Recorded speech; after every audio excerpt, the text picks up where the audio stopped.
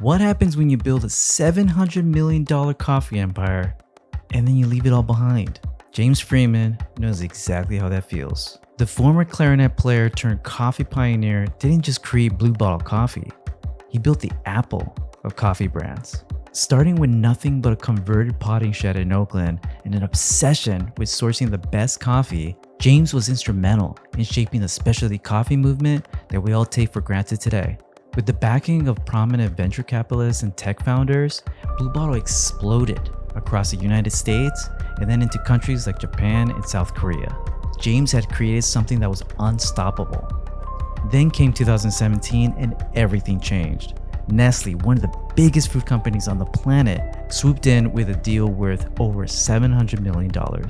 For most entrepreneurs, this would be the ultimate win. For James, it was the beginning of the end. Like, I convinced myself that I was, I think, more important than I was, because I had to believe that in order to keep sacrificing so much of myself. Through Blue Bottle's massive expansion, his ownership diluted, his influence diminished, and eventually he was out. In our conversation, James opens up about the current state of specialty coffee. And we all thought people were going to start appreciating what coffee tasted like. Shit, what happened? He has thoughts, his love for music, and the emotional roller coaster of building something you love until it's no longer yours. This is Unplated with Antonio Diaz. James, thank you so much for joining me. As I throw coffee on my white t-shirt. What a way to start. What a way to start. Yeah, from a blooper reel. And what are we drinking here? This is from Lacabra Roaster. Their Bushwick, New York roastery is an extremely classic washed bourbon from El Salvador. They've been growing coffee, that varietal, for 100 years probably in that region. Processing it like this for probably close to 100 years. It's a classic flavor. It's wonderful. Yeah. And it's such an honor to be drinking a coffee made by you. Oh, thanks. Before we dive too deep into the rabbit hole of who James Freeman is, okay. For the non-coffee nerds out there. Okay. Oh, there are non-coffee nerds that will listen to this. Sure. Okay, yeah. Sure. I wanted you to help me identify the coffee waves. Oh my God. Okay. Just so we You're pressing my buttons right off the bat. Just so we I'm frothing. I'm frothing at the mouth. I know. And then we'll dive into it, Okay, but so, at least just to understand what specialty coffee is. Okay. I'm going to take a few cleansing breaths and talk about this. I think we should be drinking mezcal at this point. Yes, or peyote, something. All right, so coffee waves. There's a very formidable and accomplished person, Trish Gabe, I think is her name, that sort of came up with this term, this rubric of thinking about coffee in terms of waves. And then her intentions for what it meant, I think, have been either subverted or modified to something that's a little coarser than or less nuanced than what she actually meant.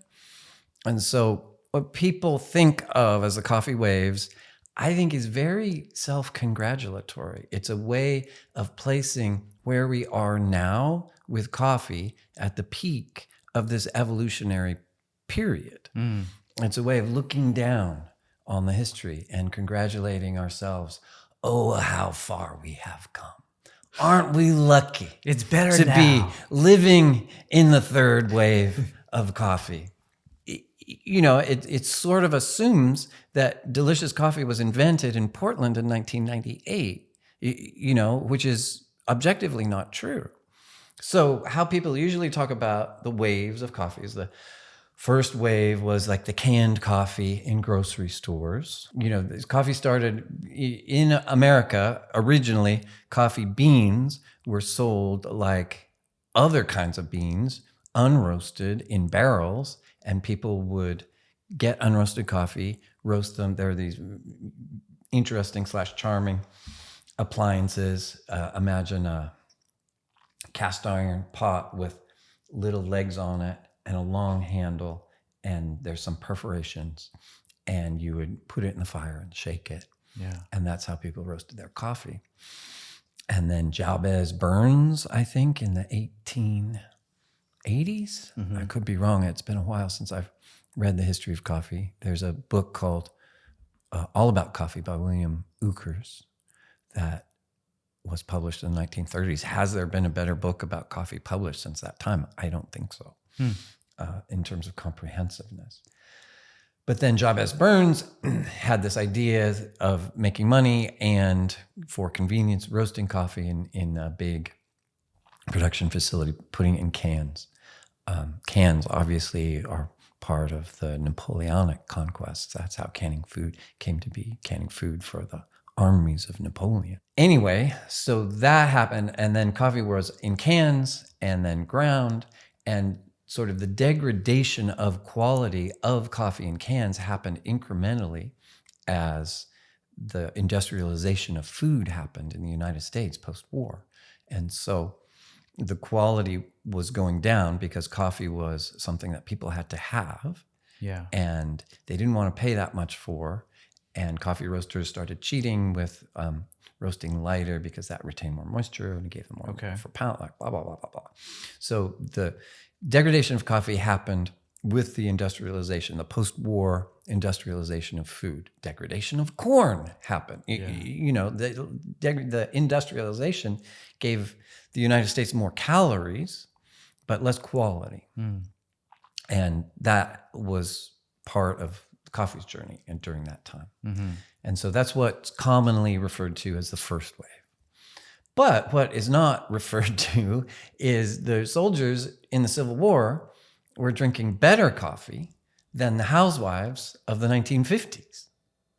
Interesting. You know? Yeah. So it's not this continuous ascent of quality. There's peaks. It's not an escalator. It's a pendulum. And depending on which community you're in, it's also defining the way that you're drinking coffee. Yeah. Culture, society, coffee exerts its gravitational pull on both of those things quite strongly. Change how people drink coffee, you're changing the culture. Vice versa. So that's first wave.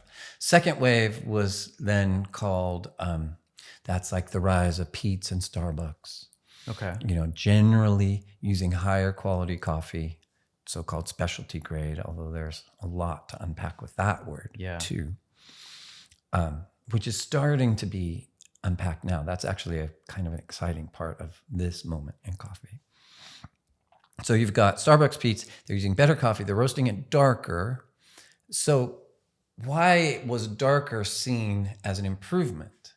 That's the question that a lot of people don't ask about the second wave. The reason darker coffee was seen as an improvement in taste was because the canned coffee companies, when coffee is roasted, water goes out of the coffee, goes up the pipe, right? You can't charge for that, right?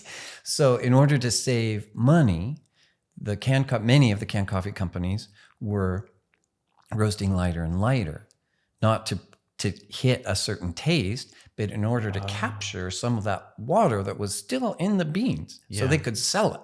So it's quicker to roast. It's faster less to roast. Less energy, and they get to sell the water that's in the beans more. So it works from an economic perspective. Does it work from a taste perspective? No. Yeah.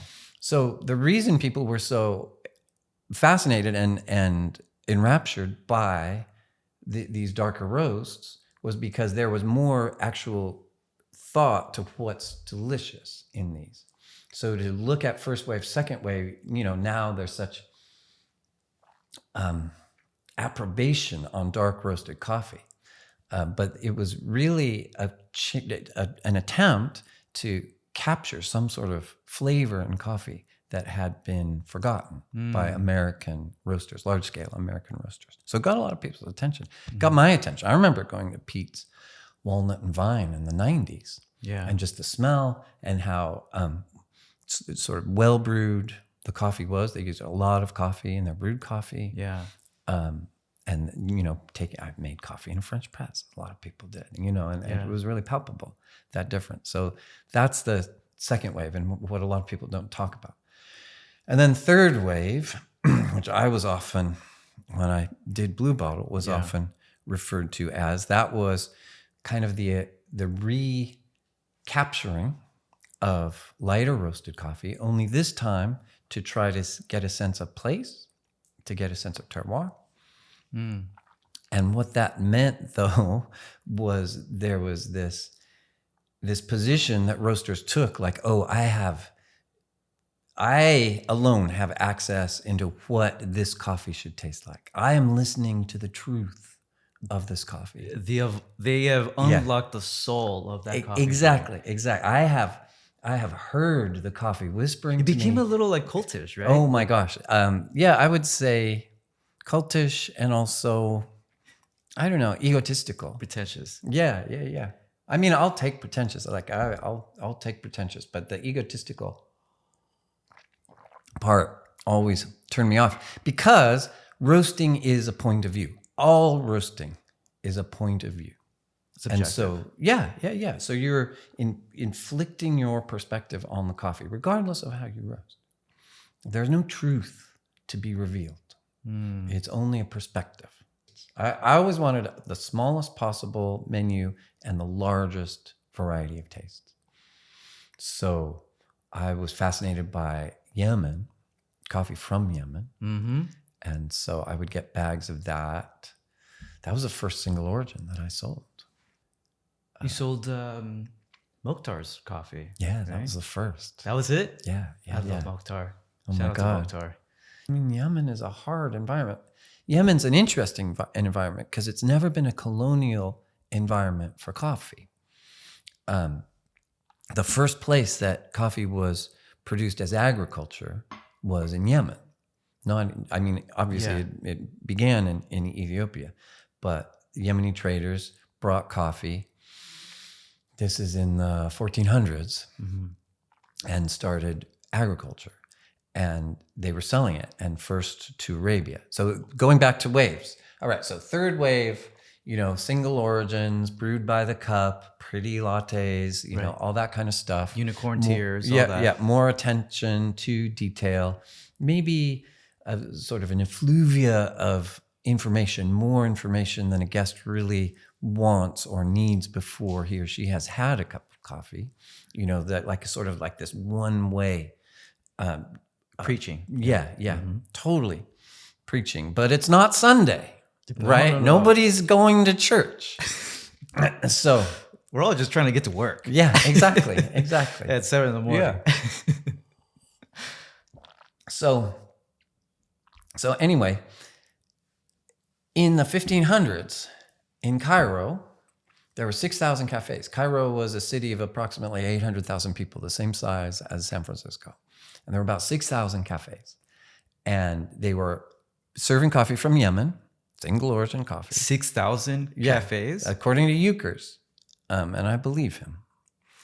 And they were roasting it, probably crudely on a kamal or a fire or something like that, and serving it in e-bricks on a bed of sand, charcoal underneath. What wave was that? That was beautiful. A good. I want that wave, And so and then Yemeni coffee started going to Europe. You're familiar with the history and like the Pope blessing it and like all that stuff. And for a while, coffee from Yemen was the only coffee Europeans had access to.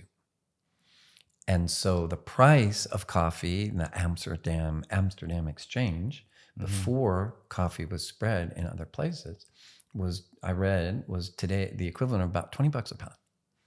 And so the history of coffee is the history of kind of conquering these regions with the hope of producing coffee cheaper and producing more hard currency for the conquering nations. So the places where coffee has not really been a colonial product are few. Yemen, Taiwan, California. Yeah.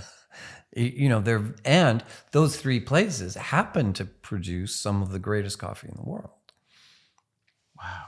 So everywhere else, it's been the result of price pressure and to make it a commodity. Yeah, to lower the price, twofold, to get rich, to lower the price, threefold, I guess, and to make more hard currency for the colonial country. Wow. Yeah. Enjoy I know. that El Salvador coffee. Oh my gosh. Yeah. Do these labels mean anything? No. I mean, they do. They're just trying, I guess like labels exist to make sense of what is in front of you.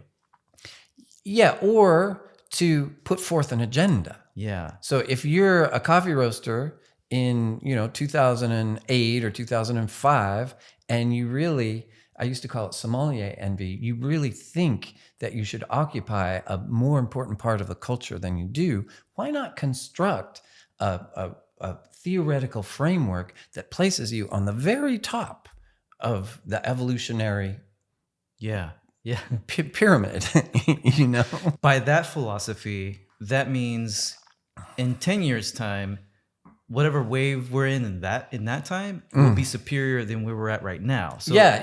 It's always saying whatever is coming in the future will always be better than what the past had. Or I think the agenda is actually where we are right now, where I am right now Is the best you could get. is the top. Is the top. Welcome to the summit of Mount Everest, Sir Edmund Hillary. Where were you when coffee took hold of you? When it moved from fuel to now a passion? Like what was that moment where like the light bulb went off?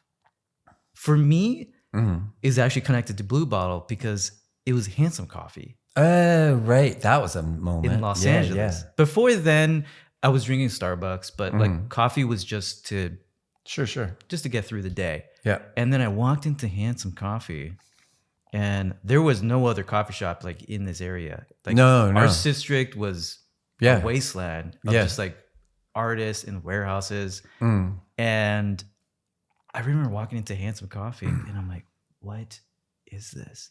And they were also they had the reputation of being very strict. They said no. Yeah. Yeah.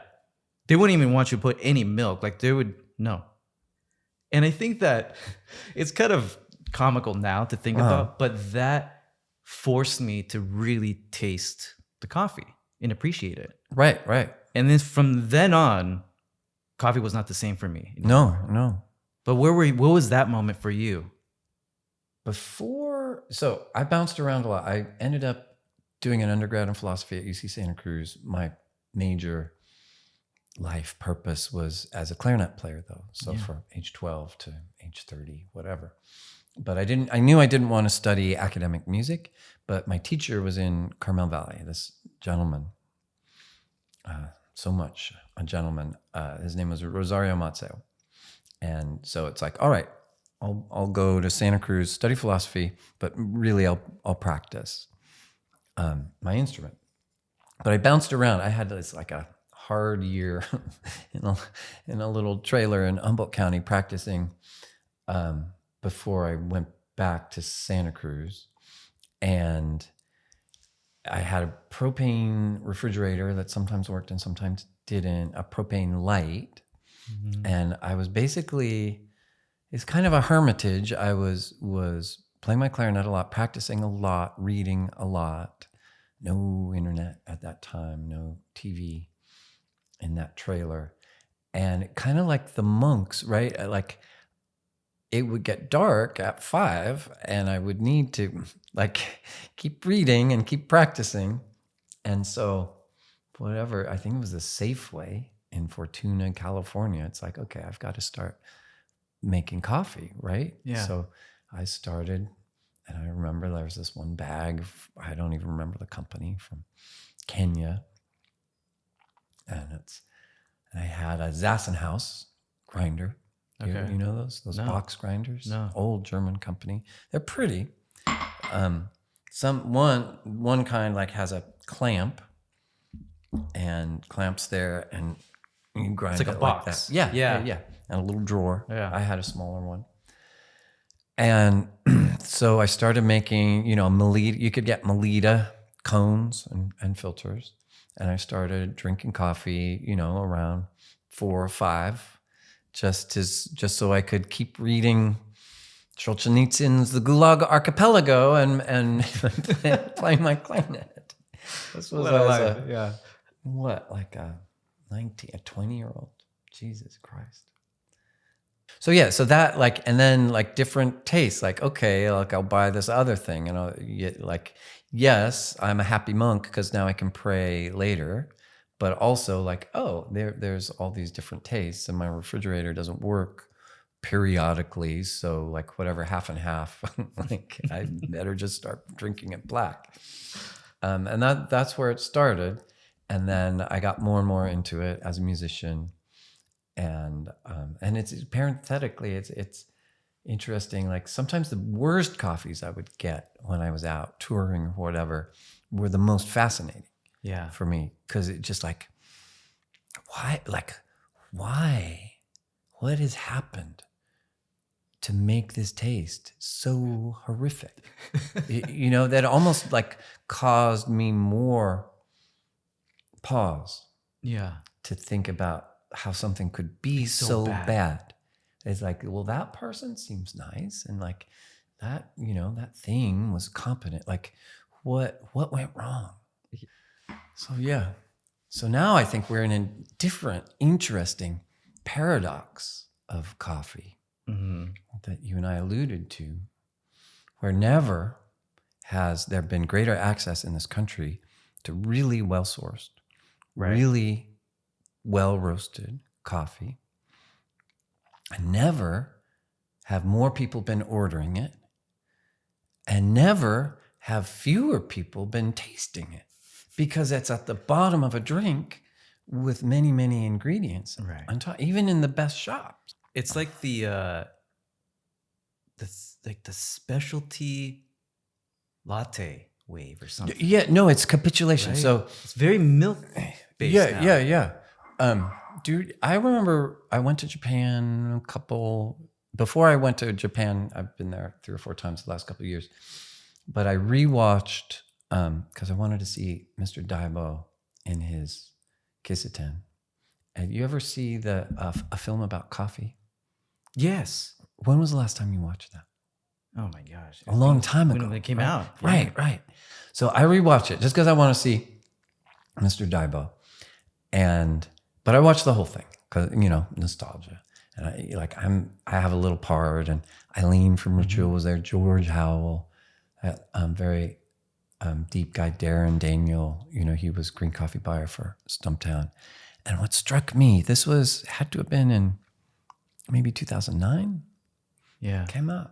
What struck me is we were all so optimistic. We had fought the revolution for coffee flavor, and we all thought were winning, right? And we all thought people were going to start appreciating what coffee tasted like more. Mm-hmm. And it was actually kind of sad. It's like, shit, what happened? Right. Revolutions don't get won or lost. They get co-opted. And so this titanic wave of sugar and calories that is washing over the coffee world has co-opted specialty coffee. Now if you have a shop, you think, somehow you can sleep easier because like, oh, our pumpkin flavored latte is somehow better than Starbucks pumpkin flavored latte. Right. Right. But it's still like, we're using the sustainable gluten-free. Yeah, but it's still calories and sugar and flavors that are on top of this near perfect food. Mm-hmm. And companies like Starbucks, Dutch Brothers, that are selling big caloric drinks are basically becoming like the Sackler brothers of the American glycemic index. Like you're selling things that are the caloric equivalent of 2 Cokes. With caffeine in it. Mm-hmm. The taste of coffee is barely palpable. Yeah. But what caffeine does, has an affiliative quality. I've talked about this before. It causes you to like feel good about what it's accompanying. There's been studies on kids and bees and like all kinds of things. So at the end of the day, it is a drug. yeah, it's a powerful drug, Yeah. but it's actually, you know, not a harmful drug. Especially if you don't want to get Parkinson's or you want to delay the onset of Alzheimer's, you know. But when you package caffeine with a lot of calories, it causes you to feel pretty good about having all those calories. Yeah. You know? So I don't know if that's explicitly in the message of what coffee industry is serving to people, or that's just sort of lying in the background somewhere. But it's like, it really gets to like, oh, is this the right way to live? Like serving all these calories to people? Is that unique to America? It's not. I mean, it's hitting America hard because, you know, this is a very caloric intensive. Well, calories are cheaper to sell than coffee, right? Yeah. So it makes business sense to try to sell more calories than coffee. So there's that. I see it happening in Japan, not as much. Serving sizes are a little bit less bananas. But, you know, it is creeping up. The interesting thing, I forget where I read it. In the 1920s, Coke came out with a 21-ounce bottle. And you know what they called it? What? Family size. 21 ounces. Feed your family. Yeah. Wow. That's So- nothing here. No, that's half of a big gulp. Yeah. That's a kid size here. Yeah. So what do you think happened along the way that the industry started moving so quickly to latte-based, very heavy milk, sugar, Starbucks drinks, but packaged in a specialty manner? That's what I'm trying to Because it puzzle happened out. very fast. Yeah. And it's almost like the people who are most interested and excited about the taste of coffee, they are the ones that buy coffee online and make it at home. Yeah. And it used to be that we would get like at Mint, like the Siphon Bar and Single Origin, like the people that were most interested in the taste of coffee would go to shops because like we were like the experts for that. And so, you know, I think there's a lot of constraints in the United States around construction costs and the cost of renting a space and labor costs. And so in order to charge more and more for those things, people have to feel like oh, I can't charge like $9 for a black coffee. You know, this is just my guesswork. So there's all these constraints making the business of coffee more expensive to run. And so people look to Starbucks for an answer about how do I run my business. Well, what are people buying there? Maybe I have to sell things like that. Yeah. Because there's also this sense of self-deception. Like people in coffee think we're in the coffee business because like we're roasting our profiles and we're cupping things and like, oh, I'm not going to buy this one. I'm going to buy this one because this one is cupping 2 points higher. Or this one's a little baggy. But 80% of the drinks that a lot of us in coffee are selling, you can't tell how good the coffee is because of all the things that are put on top of it. And then we blame, the market. The market wants this. The market wants that. As though we don't have any agency in shaping the market. I think that's kind of a craven or at least willfully obtuse. I think inflation played a huge role. Yeah. The rise of rent, because at the end of the day, money talks and marketing also talks. I think it was also the rise of social media. Oh my where God. These drinks are just visually appealing. Just photographing just black liquid only goes so far. I click like every time. Hey, brother, me too. If I just see an espresso, just black, Like, yes. I'm like double tapping that. Yeah. But these matcha, strawberry, whatever, or the espresso lattes, they just look like pieces of art, you know, to this new Instagram, TikTok sort of generation where the visuals play such a huge role. Right. And if that leads into sales, coffee shops are gonna do what drives sales. Yes. But I remember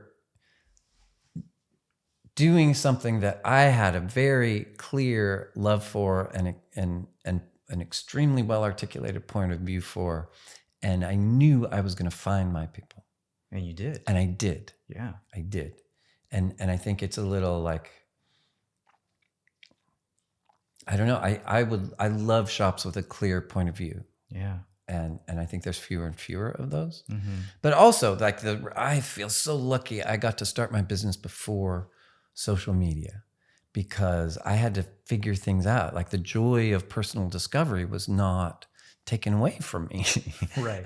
If I wanted to go to an interesting store in Japan, I went to Japan to see it. And now life in general and coffee in particular has become this kind of performance. You can have an experience or you can document an experience, but you can't do both. I do not believe.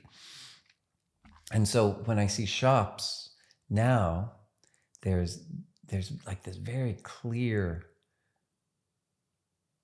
brief that the architect has been given in many shops, like, oh, like here's the Instagrammable part. And it becomes like a stage set. Sure. And if you go to a stage set, it's not a place you want to live. It's not particularly appealing unless you're, in the audience. And that's how I feel like a lot of shops are. Like this shop was built to look good on Instagram, but I'm not particularly enjoying it right now. Because it's a facade. Yeah, exactly. Almost a textbook definition. And so there's the performance of specialty coffee. There's the performance of cafes. Cafe business owners are complicit because they think that's the only way they can make money. But they're also building the same 800 to 1,200 square foot shops, for most of the drinks that are made in specialty coffee now. The espresso machine is a wrong tool to make them. And yet, like, here we are with our Lamar Zocos and our 3 grinders, like scrupulously grinding and measuring and dosing for this thing that's 7.5% of a total drink, right? And I think there's a fundamental misapprehension about what espresso is now. And that's at the root of it. Is espresso a brewing method? Is it a drink? Is it a flavor? Yeah. Is it an ingredient? So you're saying it's the wrong tool because there's now faster, quicker, easier, better, much more inexpensive ways to make that ingredient. Yeah. If it's only 7 to 10%, what you are looking for is a high TDS extract. If you want to taste the coffee. Yeah. A case can be made that not too many drinks that are being served now, people are interested in tasting the coffee. But some clearly do. But you can make a better drink that's, 12, 16 ounces with not an espresso, especially if it's going to be cold. That's another whole thing that's kind of sweeping our industry. It's cold drinks. Yeah, cold drinks. So when you were at Blue Bottle, what was the most radical drink that deviated from the purest of coffee? Was it the Nola? Yeah. And I didn't like I said, I wanted a wide variety of drinks. Yeah. I wanted drinks that like a multi-generational family could come in and enjoy. Nola happened because I was at the Berkeley Farmers Market and I thought iced latte was a compromised drink. It's starting to get warm. And I didn't want to make an espresso and then pour it on ice and then pour milk on it, blah, blah, blah. So I looked to the history of coffee, which is where the best ideas are. Yeah. In terms of innovation, in terms of creativity, to look to the past is always going to be the richest source of innovation. And it's like, all right, well, chicory is part of Napoleonic economic self-sufficiency, right? Because the French didn't have a lot of coffee growing regions. Chicory was used as a coffee substitute or a coffee additive. It had that pungency. Then it comes to the port of New Orleans when it was owned by the French. That's hot, sticky weather. So they, do what interesting cooks have been doing the world over with challenging ingredients. They make it delicious somehow. But, that by harnessing that pungency, adding a little bit of sugar, adding a little bit of milk.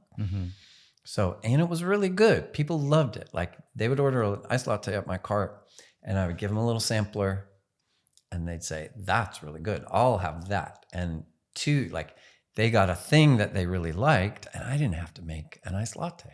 So win-win.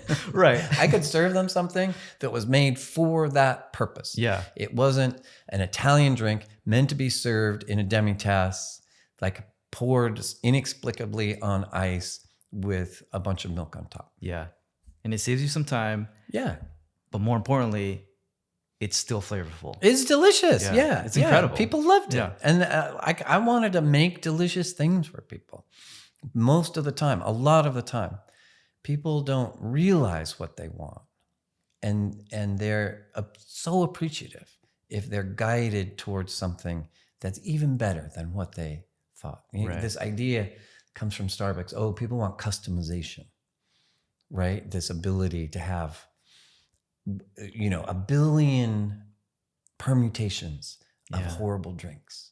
It's like why? How is that pleasing? So I can have like gross caloric drink A or gross caloric drink, C, D, E, F. Like, how is that really connecting with a guest?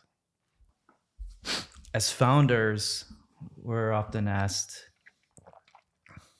how did you start that thing? Right? The origin of Blue Bottle. How did you start it? And I've always had issues with that type of question too, because it really doesn't matter anymore at this point, But I want to go further back from the origin of Blue Bottle, founding Blue Bottle, and there's two directions I want to take this. One is the entrepreneurial spirit that you have, and then the artist mind that you also have. But let's start with the entrepreneurial end. Okay. What were your jobs as like before Blue Bottle, like as a kid? Like what were some of the jobs that you held as in your early life? I got captured by music so early, like around 12, that was what I wanted to do, what I wanted to be. And so I didn't have like paper routes or after school jobs. I was fortunate that I didn't have to like earn money to help support the family. So I was just really into clarinet and I, listened to classical music and 20th century music. I was a weird kid in high school. I was listening to Stravinsky and Bartók and Charlie Parker, Miles, and John Coltrane. Was it because you grew up in a family that appreciated art, or where did that influence come from? There was music in my house. There was classical music in my house. My dad liked to listen to opera, and that's something I never bonded with opera until I actually was performing in an opera orchestra. And then I started to really love it, see like the passion and the deeply romantic intensity of opera. But so he played opera and I was kind of averse to that. And then there was classical music, but it kind of stopped at Beethoven symphonies, and I remember like playing, there's a Berlin Philharmonic box set of all 9 Beethoven symphonies. And I remember taking out Beethoven 6. I must have been, I don't know, I had been playing for a couple of years, maybe 14, putting it on my dad's record player and just like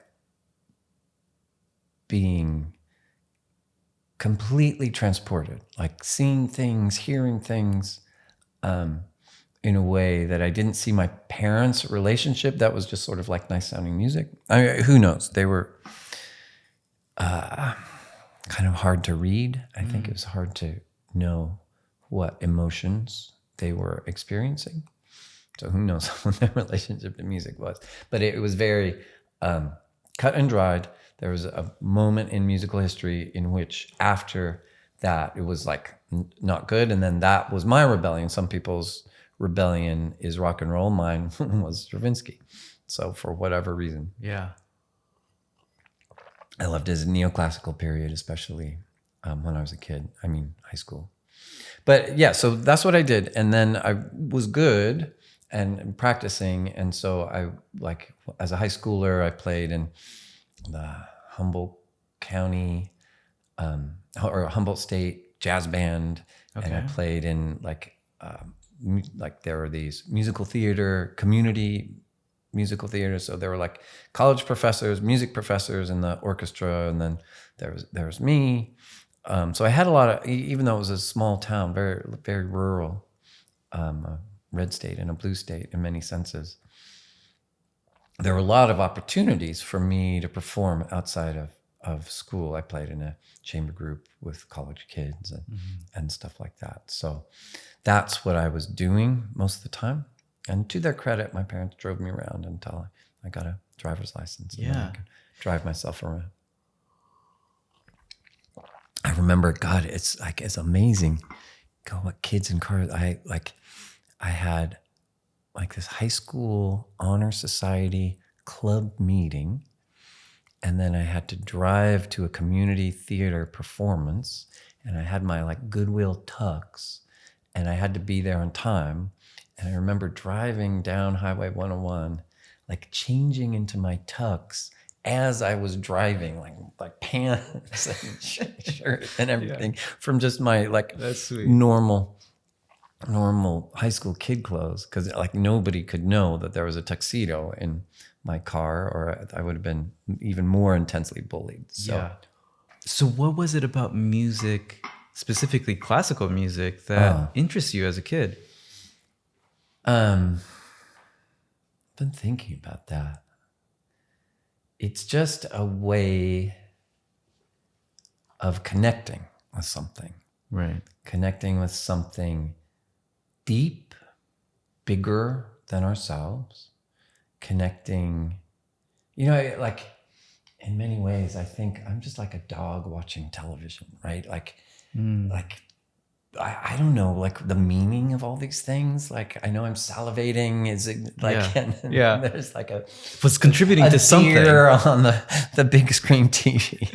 Like I don't know what all this means, but there's some way of connecting. I didn't realize this at the time. Of like there's some bigger, deeper meaning to all this behind the universe that great art connects us to.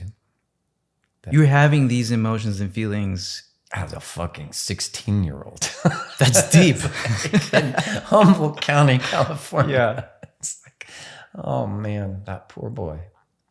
The school, was it, there puddles of chewing tobacco spit on the So there wasn't like a strong hallways. arts education program or anything like that? No. I mean, it was before the San Francisco or before the California public school system had been absolutely gutted by Prop 13.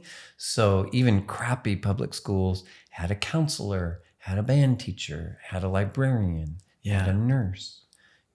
That was when California was maybe second or third in the country in spending per pupil, rather than now when it's 48.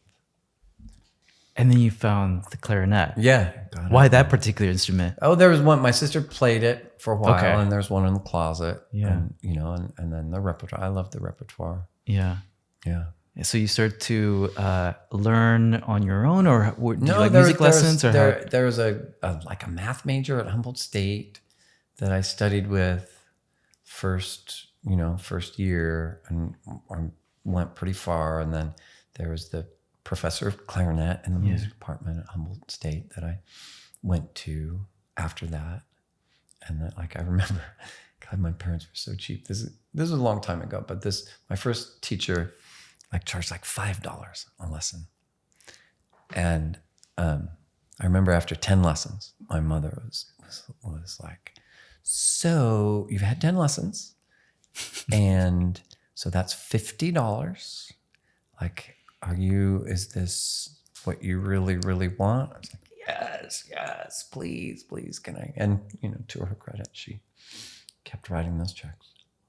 I would assume this appreciation and love for art, for music, did it help you make sense of the world through an artistic lens? Oh my God. Yeah. Just the idea of the performance, it's like I kind of failed. I mean, I made a living as a musician. I didn't have the career I wanted. I couldn't contact the greatness that I wanted consistently. Yeah. And that was frustrating for me and not good for my career.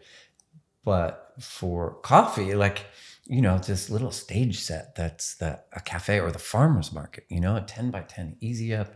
Somebody comes in and everything is part of the performance.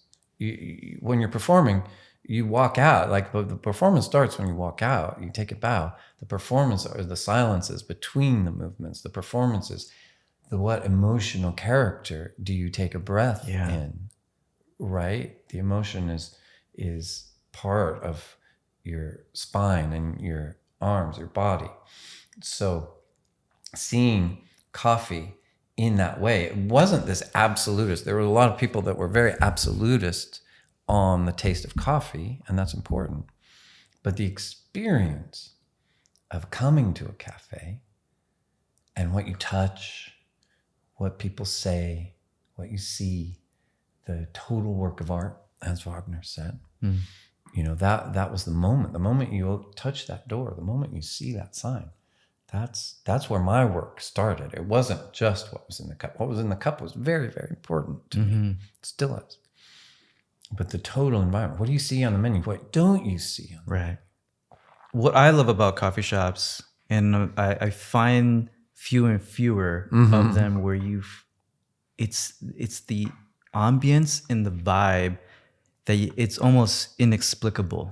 It's this romance around it. Romance, yeah. And it's more apparent when you're traveling, when you're in a little cafe in Italy or France. Like there's the whole just being there, even if the coffee is shit. Usually is. You remember it, and and you're like, oh yeah, the Parisian cafe, the Italian cafe. I recently I interviewed Chris Bianco. Oh, nice! How fun that must have been. The guy is a gem, and the reason why he got into food is part of that romance, and he's like just hearing the ceramic when you're stirring your espresso with the spoon, just that sound. Yeah. It's already transporting you somewhere else, and it's like it's musical to him. You know? No, that's right. And he's like, I'm not even stirring anything. I'm not putting any sugar or anything. I just want to hear. You're just stirring for no reason. No, there is a reason. Yeah. And it's like this Proustian reason to like capture some like depth, these waves. How do you describe life. that inexplicable vibe feeling? What are the ingredients that contribute to that feeling as someone who created experiences? Well, I think the ingredients, like I think society, unfortunately, like can really reward sort of broken people trying to work out their stuff in an interesting way.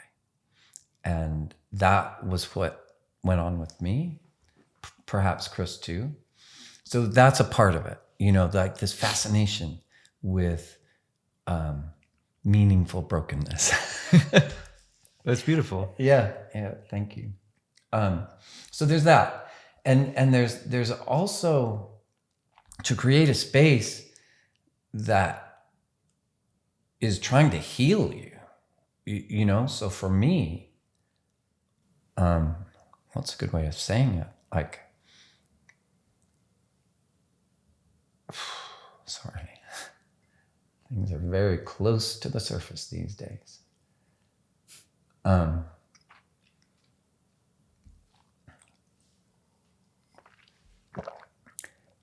To feel so broken and sorry, Antonio, this is a lot. Unlovable.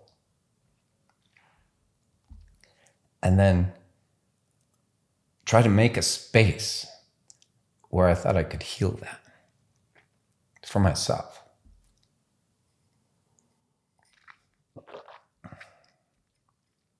And people like that, you know? They don't get the narrative or anything like that. But people respond to that. Like, because there's an intention with everything on the menu. There's deep, deep, deep perspective and point of view.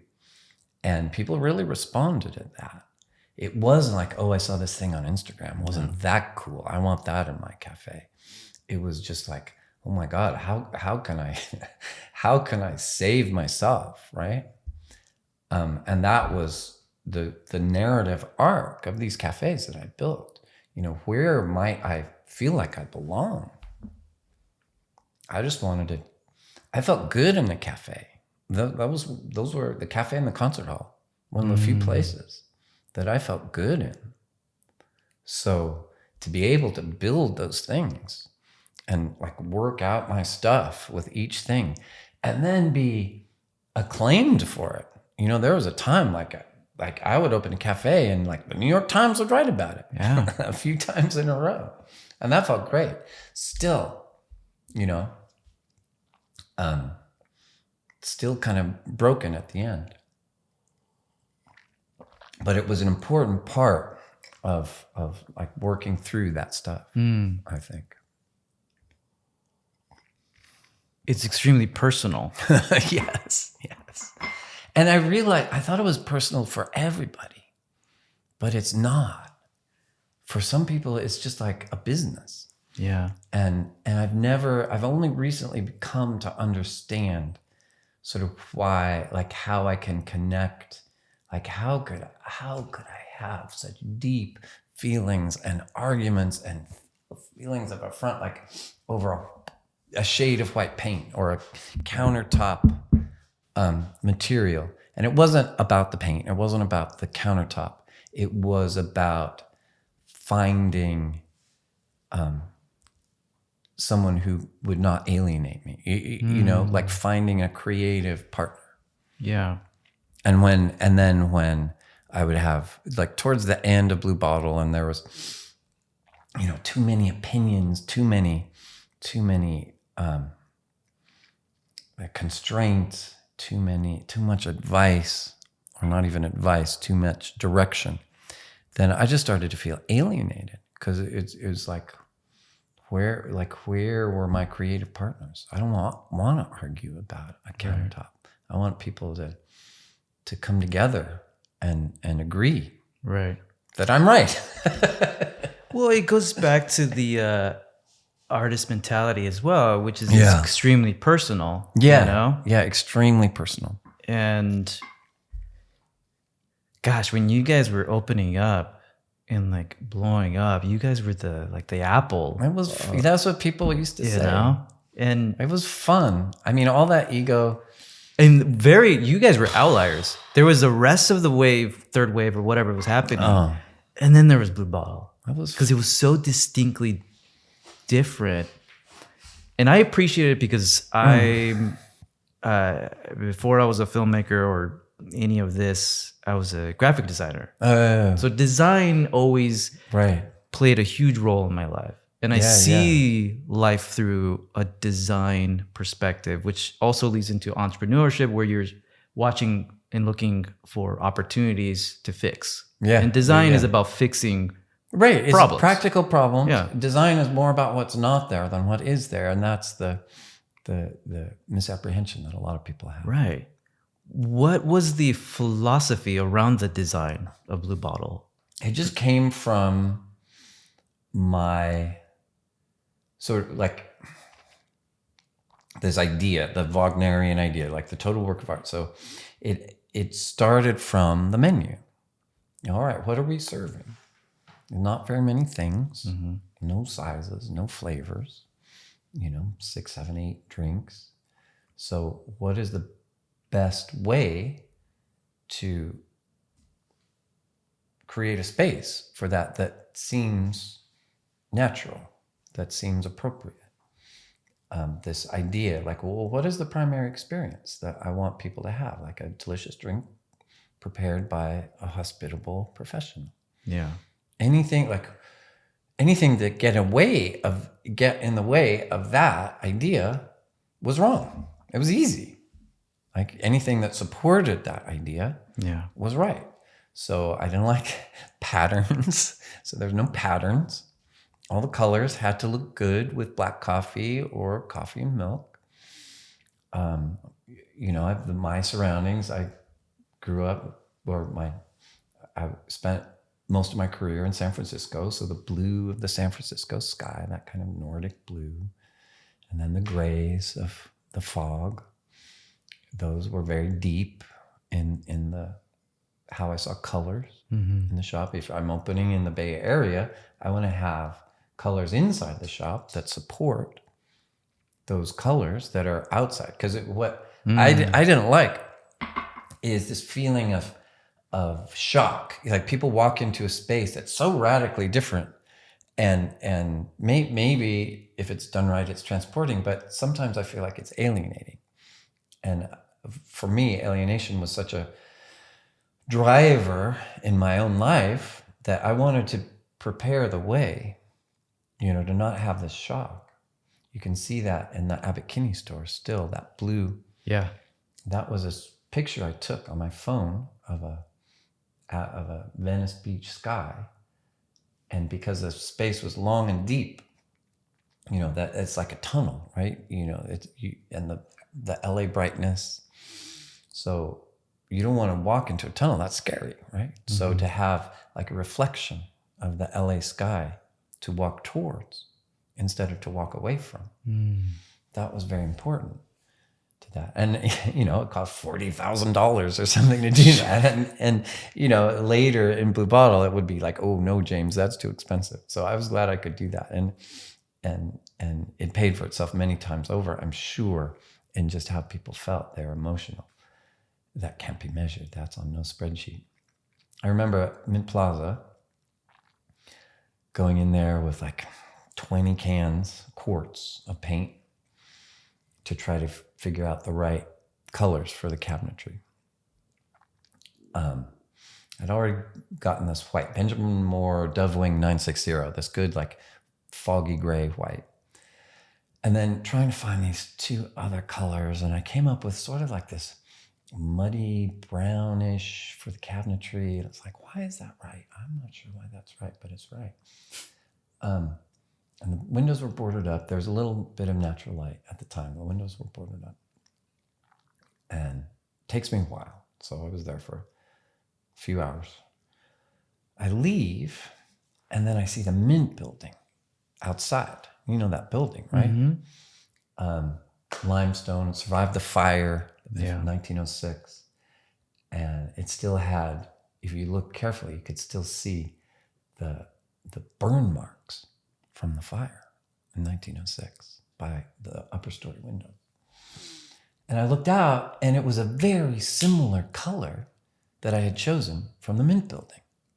And that was a very important early lesson for me, because what I had allowed myself the luxury of doing was listening to the Mint building tell me what color to choose. And had I been rushing through it or trying to do it online or like a decorator, this is the palette of Blue Bottle Coffee, that wouldn't have happened. Yeah. And so what happened is people walk through past the Mint building and they walk into the cafe. They're not surprised. They don't say, oh, that's the color of the Mint building, but they feel comfortable and they don't know why. And I think was an important lesson for me building shops. Is like, how do we prepare people coming in? How do we make it feel okay for them to come in? And that speaks to my, just wanting a place not to feel alienated, wanting a place to belong. And that drove a lot of my design decisions, that emotion. So at what point did Asia, particularly Japan, become a source of inspiration for you and Blue Bottle because the relationship between Japan and Blue Bottle became very strong. But I assume you had a very personal connection to it. Yeah. It's very deep. It's getting deeper. Just like my connection with coffee, which is great. It's great to not be tired of something. Yeah. It's great to still be inspired. I went to, well, first of all, I had a friend. His name's Jay Igami. He worked for UCC Coffee Company. He was based in San Francisco. And he would come and see me when I was at the Little Roaster in Temescal. And his job mostly was to sell like canned coffee to Asian grocery stores. But he was deep in coffee. He understood a lot. He was like my Japanese coffee mentor, really. And he's like, once the kiosk opened, we were serving pour over coffee, Monmouth coffee style, really, brew bar, and then hot water in a steaming pitcher, dump, like a lot of coffee, inelegant. And it was good, like compared to the options, high TDS, like the brewing ratio must have been like 1:8 or something like that. And then my friend Jay, literally imported the very first Hario pouring kettles. Remember the beehive? The absolutely. very first ones he brought for me in 2006. He told me, it's like, well, in Japan, they weigh the coffee and then they weigh the water and then they express that as a ratio. Because we were doing everything volumetrically. And I was like, oh, Jay, Jesus Christ, that sounds so hard. It's like, and also kind of cool. Yeah. So yeah, he imported the first ones, and that got my imagination triggered, really, and I wanted to do more in that vein of Japanese coffee culture, based on my conversations with Jay and the super cool gear that he could get me. It was beautifully made, beautifully crafted. And so Mint opened with, he was the one that imported the siphon bar. He was the one that imported the OG brewers for me. And that made a big splash in Mint Plaza. And that was January of 2008. Then October 2008, I go to Japan for the first time. Jay was there. He took me around to all these kiseten. And I end up at this place called Hato in Shibuya. And I went there. I was there like 2 weeks ago. Same guy, Mr. Tarashima, has been making me coffee there for 16 years. I'm sitting at this counter in this place in Japan after having so much coffee and seeing him pour.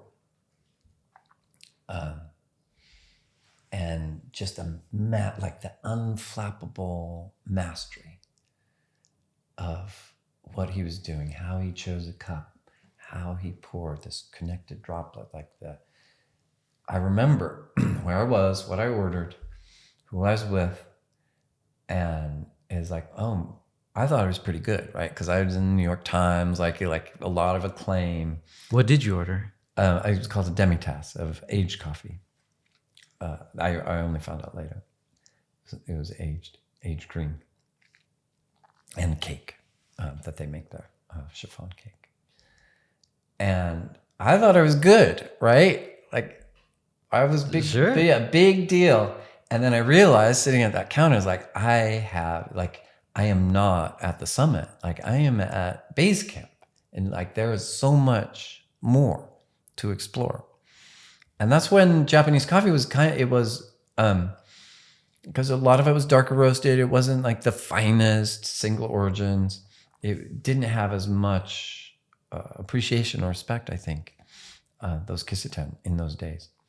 But it was just like, I was done. My life was changed forever on October 2008, sitting at that bar, and that caused me to work towards understanding, not being that person, but understanding how to make something with that same sense of deep, deep meaning and commitment. Blue Bottle is how old at that point? Started in 2002, so six years. 6 years? Yeah. And at what point did the business side start to kind of take over from the artistry? It was slow. Is that fair to say? Yeah, that's fair. I mean, it is a business. Yeah. You know. So the investments started coming in I had one minority investor, but I didn't realize how much I appreciated him until later. And that was very productive time. That came in 2008 and up in, in Brooklyn and the big roastery in Webster Street, Ferry Building, SF MoMA, very productive, very creative time. And a lot more acclaim and things are going great. And then I went from majority owner to minority in 2012. And that was more emotional than like a bigger emotional hurdle that I should have expected that I didn't. And then, things like more like money does stuff, And Well, so at that point, you became a minority owner. Yeah. And so 2012 to 2015, 16 were still productive and there was still room for creativity, but there were many, many more constraints around my personal point of view and expressing what I thought would be like the most creative ways to do stuff. And then we opened in Tokyo in 2015. And that was a great moment. That was really everything worked. The team was so great. The building, the architect, this is my friend Joe that's building my house now. That's where I met him. And the lines were bonkers, like 4-hour lines for months. I met a few people are very dear to me. They've become good friends. And so I met so many great people. And that was, to me, that opening, that was the blue bottle that was in my head. And it felt so good to get it out. What were the elements that went into that? I think a lot of it was the attitude of the team. Okay. And just how serious and diligent and meticulous they all were. And then the space was just this beautiful, humorous, like beautiful balance of masculine and feminine, tactile. Joe is a master at taking humble materials but using them in a way like you would, instead of using an oak panel here, you would be OSB and then just a big steel plate on the top, but still there's a sense of life and harmony. So the space was beautiful. And then the neighborhood was way out in Kisumi Shirakawa, and that caused people to think of us in a different way. Mm-hmm. And then destination. Yeah. And then there's the audience, right? The fact that we had a packed house, that is still very important to me. I like applause still. And to be so acclaimed in this country, in this place that had meant so much to me. Felt great. It felt amazing. What did you feel when you came back? It's like still me. It's still me. Yeah. Going from that and then coming back to the States. Yeah. No, it was tough. A fraught relationship, a new baby, tensions in my work. It doesn't, that's the thing. It didn't matter how successful, how creative, how acclaimed, there were still the problems that I was feeling were in me, and I was working them out in, financially successful ways or aesthetically successful ways, but I was looking elsewhere for the thing that might heal me. Because it grew so fast. Yes, it did. That was kind of exhausting, that part. I mean, it was like the unicorn of coffee. Yeah. You had tech money, VCs, Google. All of it. It was crazy. It was a crazy world. I mean, there's never been a better, 2012 to 17, there's never been a better time to attract investment. Yeah. But, and the team, I give them credit. I didn't have I was like the quirky founder. And that was an important part, but that wasn't why we got the investment.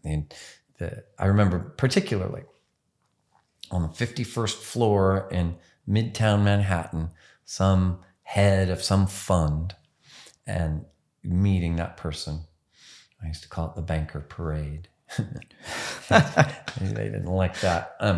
But like seeing the team, and like there's the board chair, and he went to Harvard Business School, and there's a CFO, and he went to Stanford Business School, and there's like, a head of something else, and she worked at McKinsey, and there's the creative founder. It's like he was a clarinet player, and it's like, so in order to get the money, like you have to, like these guys that have the money is like, oh, I went to Harvard Business School. Oh, I worked at McKinsey. They're going to invest money in their tribe. Interesting. And I played my role, but I was not their tribe. No. I wouldn't have gotten it just on my own.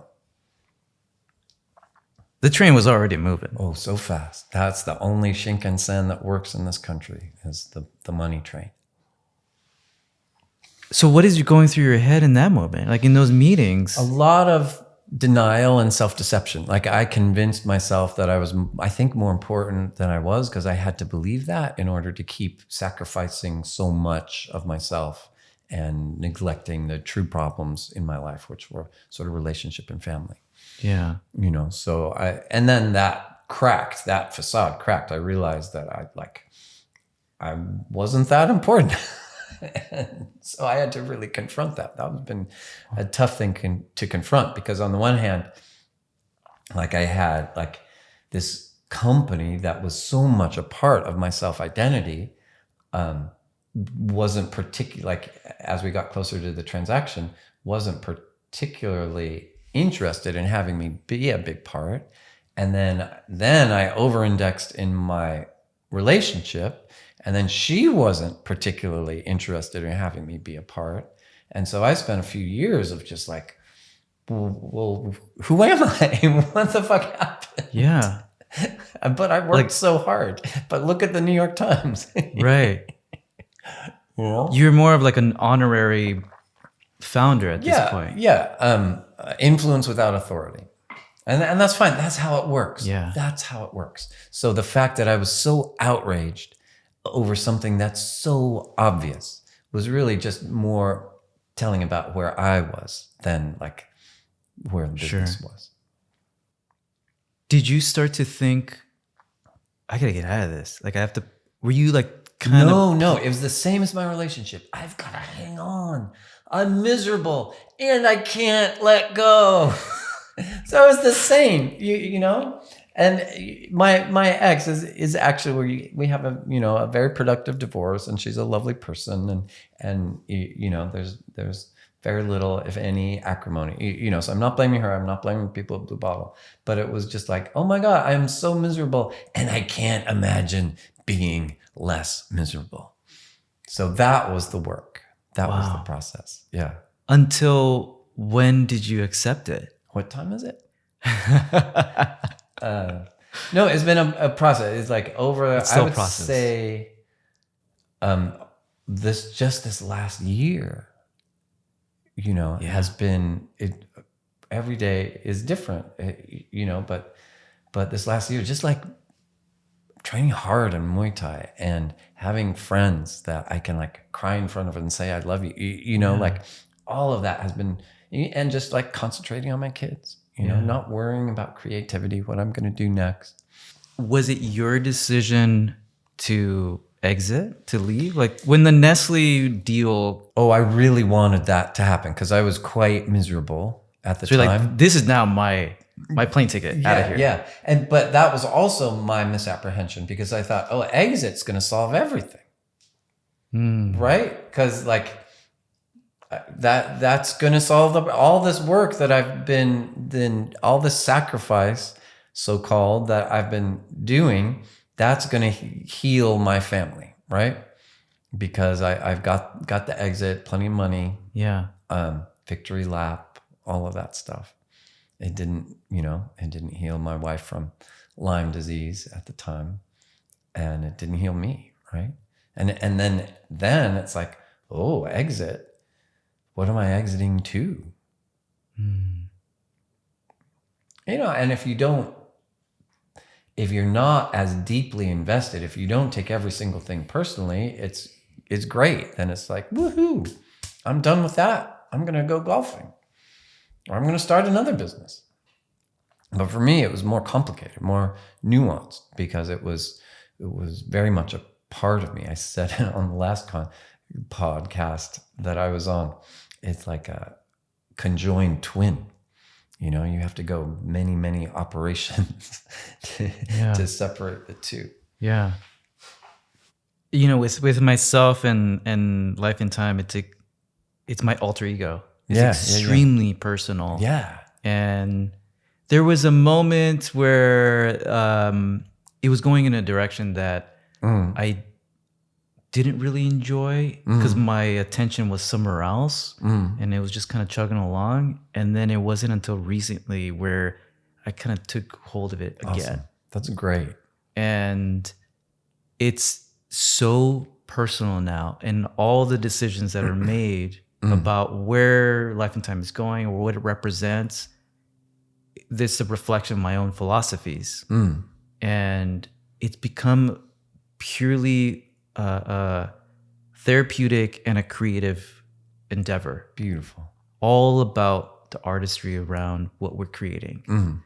And because sometimes the product is not everything. You could have great coffee. The product could be incredible, but it doesn't need to end there. No, nor should it. No, it shouldn't. Yeah.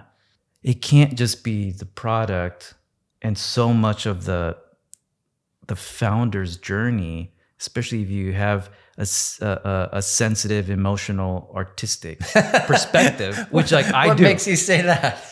I'm describing myself, my friend. Greetings from the desert. Yeah. And not everything needs to be forever. Right, exactly. What you create doesn't need to also just be yours forever. Exactly. And that's like, for me, everything was forever, always. It was always going to be like that. Like, yeah, that's still a way of thinking that I can fall into. You're now in Ojai. You've removed yourself by chance from so much of the chaos of the cities and opening shops, and I feel like you've things kind of more quiet for you now. Yeah, a lot more peaceful. I know an entrepreneur when I see one too. I would assume that you're not comfortable with status quo. No, I mean, my best work at Blue Bottle was always when I had an idea. I could see a cafe in my mind. I knew it didn't exist in the world, and I wanted to build it. Yeah. The kiosk was like that, on Linden Street, the shopping plaza, like Kiyosumi Shokawa, all of that. Like the best ones were the ones like, oh, this is a cafe I want to go to in this place. And I don't, I don't see it in the world. So I kind of do. I thought, it was a long fallow period. And now I have these 3 types of cafes that I see.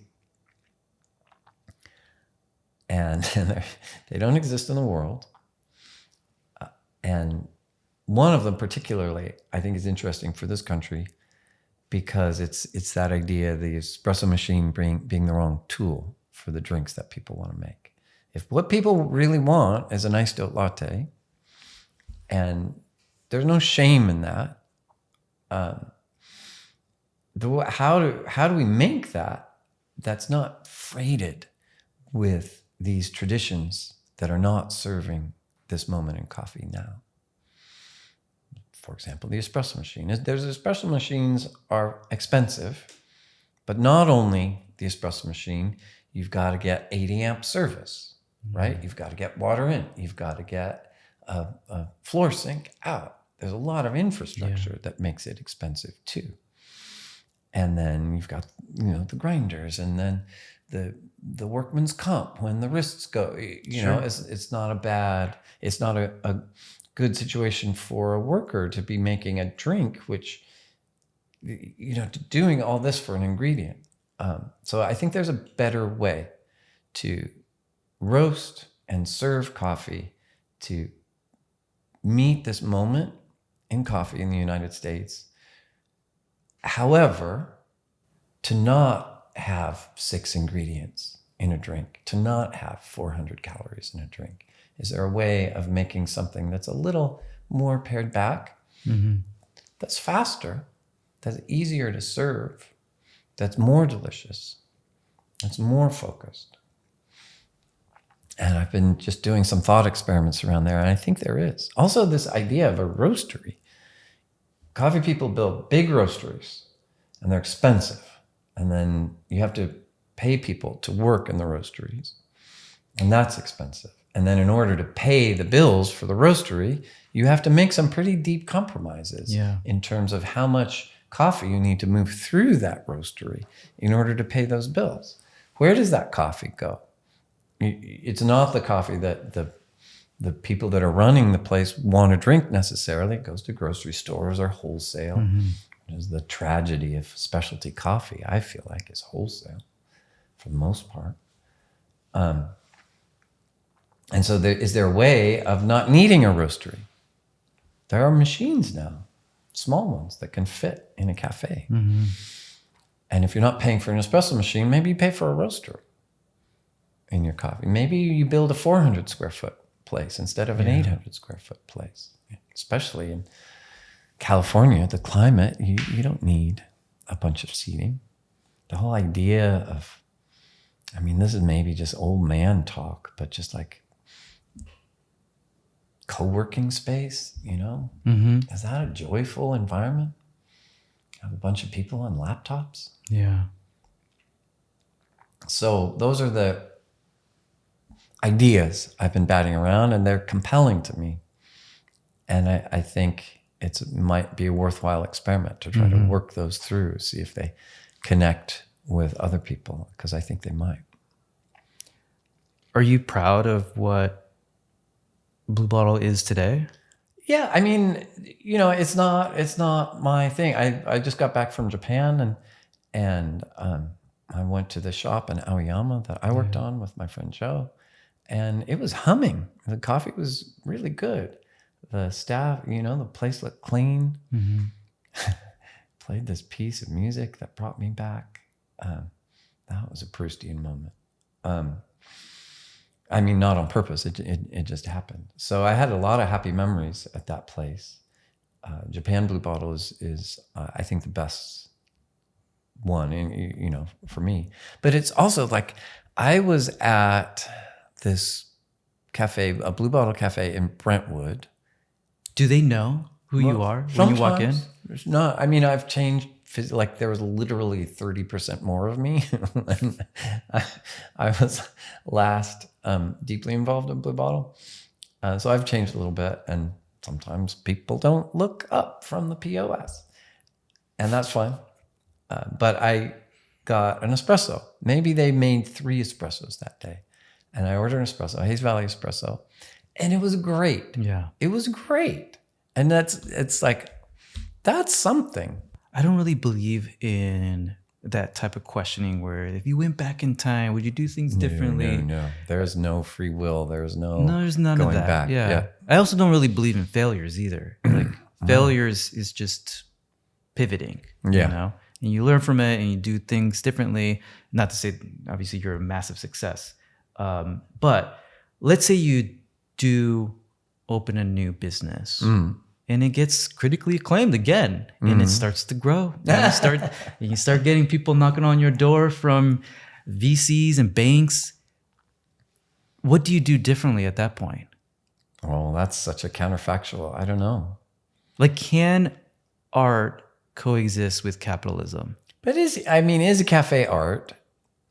There's an artistic impulse, perspective. Yeah. It's uneasy bedfellows. I know. So I don't know. There's ways of doing things differently the next time that I think about. If I open anything at all, but just having open books for I think, especially now in California, I see it, you probably see it in coffee too. There's this assumption that the staff makes that the owners of the shop are getting rich off their labor. And that's usually wrong. There's an assumption that the owners of the shop make that the staff are sort of always out to evade responsibility or misguided in some way. And that's usually wrong.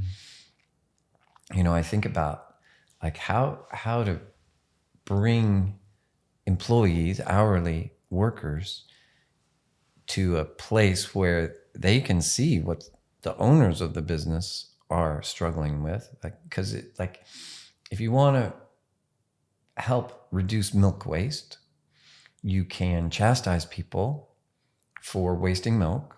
You can incentivize them by games, by having everybody gets a Olive Garden gift card if we waste a half gallon or less every day. Or you could show them the line item on the P&L for that month of how much milk costs. Right. Transparency. Yeah. And I wonder, I don't see a compelling reason not to have open books. I want to take a quick moment I want you to just kind of share some flowers to who is getting you excited in coffee. Is this whether a specific roaster, a coffee shop, an experience that gets the James Freeman stamp of approval? Because I think it would mean a lot. One of the most inspiring people in coffee that I have known, he still works at Blue Bottle. His name's Benjamin Brewer. So whenever I get a chance to drink coffee with Benjamin, I feel lucky.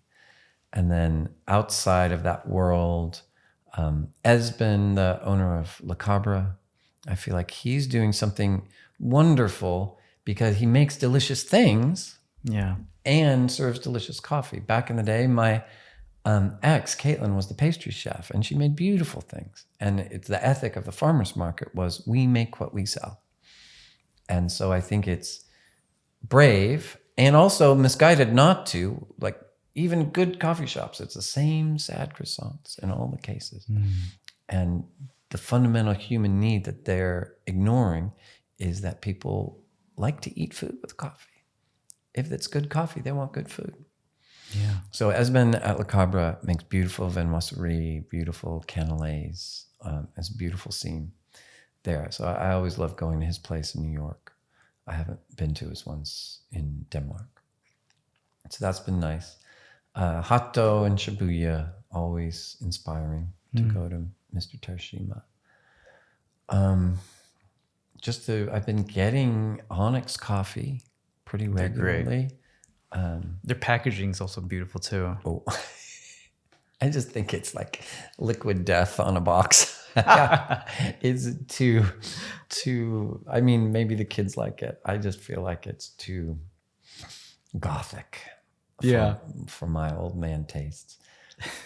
But I do, the form of the box is nice. And, I don't care. The coffee's really inspiring. I think Miguel Meza has Paradise Coffee Roasters. Okay. He's really a deep nerd in coffee. He has one of the only Robusta subscriptions. And he's roasting beautiful coffee and delving very deep into Hawaiian coffee. Sarah Nguyen from Nguyen Coffee. We didn't talk about non-Arabica coffee very much. But I feel like there's tremendous promise in Robustas, Libericas. I've had some incredible Robustas. Well, let's talk about that real quick because... Yeah. Or for the next hour. We're going to need another cup of coffee. Yeah. What is Robusta versus Arabica? It's a different species of coffee. And it's been looked down upon. It was the reason that Vietnam became the second largest coffee producer within a space of 20 years. It's it's robust, right? So more grows on a tree. It's less likely to suffer from various blights that Arabica suffers from. It can be extremely gross tasting if it's not produced well or roasted well or served well. What There's a pungency, there's like a propane gassiness to it when it's not optimized. When Arabica is not optimized, it can be pretty gross too. What the work I've done with my friend and colleague Benjamin is, if you treat Robusta like Arabica, it can be very unpleasant tasting. But if you buy a bag of Robusta coffee and wait 5 years to roast it, and then roast it and wait 6 months to serve it, and then grind it and wait 12 hours to serve it, it can taste like a Sumatra CLE. What? Yeah. So that goes against everything about ding, ding, ding. Yeah. specialty coffee. Yes, which I love. It's a transgressive thrill. But also, like, yes, if you treat Robusta exactly like you treat Arabica, it's not going to be good. But that doesn't mean Robusta is not good. Right. If you listen to what Robusta needs and are attentive to that, it can be extraordinarily delicious. And now there's more, like, the Robusta market has climbed. There are people in Vietnam doing extraordinary things with Robusta coffee, getting extraordinary tastes. This woman, the pioneer in Robusta coffee in the U.S., I would call her Sarah Nguyen with Nguyen Coffee, is importing beautiful coffees. She was the one that made Whole Foods, because it's also sounds kind of colonial. Like, they had a no Robusta rule in Whole Foods because sometimes cheap, poor quality Robustas were used as kind of filler in a blend. And so now they're serving her or selling her Robusta in Whole Foods. So it's a really interesting coffee, but you have to treat it like its own thing. Mm-hmm. You can't treat it like an Arabica and expect it to be at its best.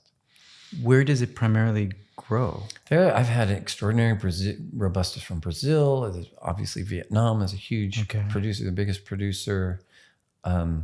There's in Africa. So it's lower grown. And it's, if Arabica is in fact imperiled because of global warming, then we better start figuring out how to serve Robusta. Liberica, similarly. Yeah. There's a guy in Malaysia that's doing incredible things with Liberica, such like incredible pops of flavor. If they're well modulated, it can be extraordinary. Also, more accepting of a longer timeline than Arabica. Arabica is a race, right? Get it on the plane, get a vacuum pack, get it on the plane, get it on the roaster, get it in the cup. And that's hard and expensive. And it's kind of nice to have other tastes, other flavors that are going to be improving with time.